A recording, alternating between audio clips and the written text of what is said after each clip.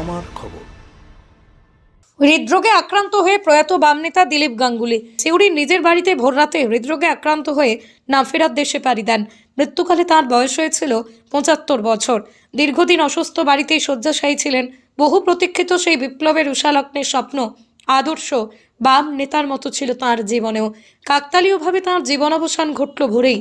মহিরুহ পতনে শোকস্তব্ধ বীরভূম জেলার রাজনৈতিক মহল। কারণ মৃত্যু হলো জীবনের সবথেকে নির্মম একটা সত্য। মৃত্যু মানুষের জীবনের এমন এক কঠিন বাস্তব যা অবধারিত, কিন্তু মেনে নেওয়া খুব কষ্টসাধ্য। বর্ষিয়ান বাম নেতা দিলীপ গাঙ্গুলির প্রয়াণের সঙ্গেই শেষ হলো জেলার রাজনৈতিক ইতিহাসের একটি অধ্যায়। রয়ে গেল বহু ঘটনা। এদিন সিউড়ির নিজের বাড়ি থেকেই তাঁর পার্থিব শরীর জেলা পার্টি অফিসে নিয়ে যাওয়া হয়। তারপরে তাঁকে দুবরাজপুর সিপিআইএম এর পার্টি অফিসে নিয়ে আসা হয়। সেখান তাকেই পুষ্পস্তবক মাল্যদান করে শ্রদ্ধা জানানো হয়।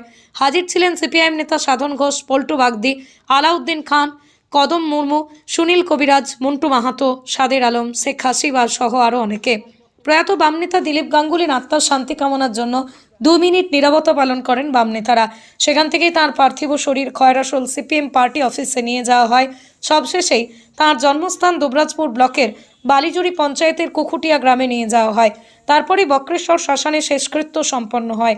উল্লেখ্য, দলীয় সূত্রে জানা যায় 2001 সালেই সম্পাদক হন তিনি। 13 বছরই দায়িত্ব পালন করেছেন। ছিলেন জেলা পরিষদের কর্মাধ্যক্ষ, ছাড়াও কৃষক সভা সিআইটিউর জেলা সম্পাদকের দায়িত্ব পালন করেছেন দক্ষতার সাথে। মানুষের মধ্যে অধিকার রক্ষার লড়াইয়ে তিনি সর্বদা ছিলেন সামনের সারিতে। বিভিন্ন সময়ে কংগ্রেস মদতপুষ্ট যোদ্ধার নকশালদের দ্বারা আক্রান্ত হয়েছিলেন। মানুষের জন্য লড়াই করতে গিয়ে তাঁকে জেলেও যেতে হয়েছিল। তাঁর মৃত্যুতেই শোকের ছায়া জেলার রাজনৈতিক মহলে।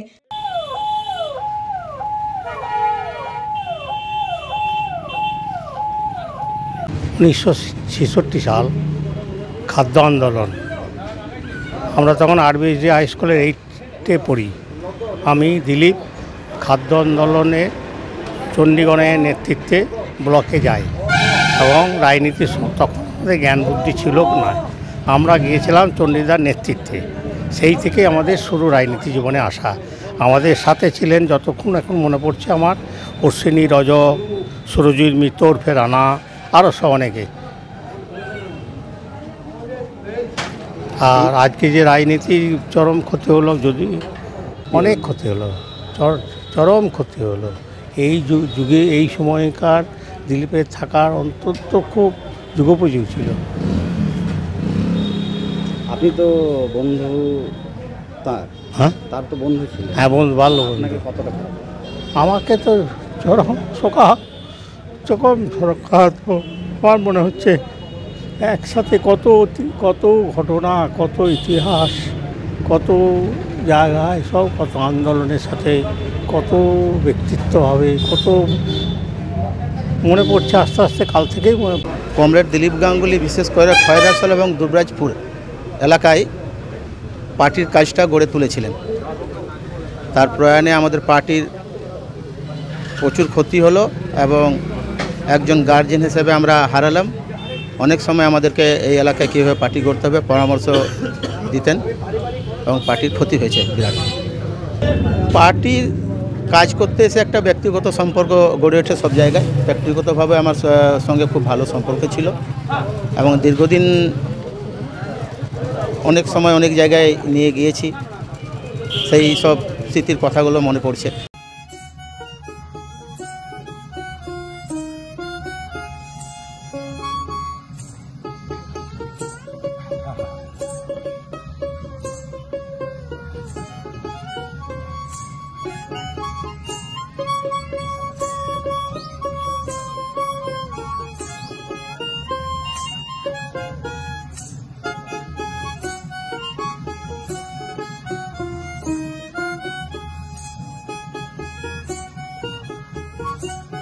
দেখতে চোখ রাখুন আমাদের ফেসবুক ও ইউটিউব চ্যানেলে।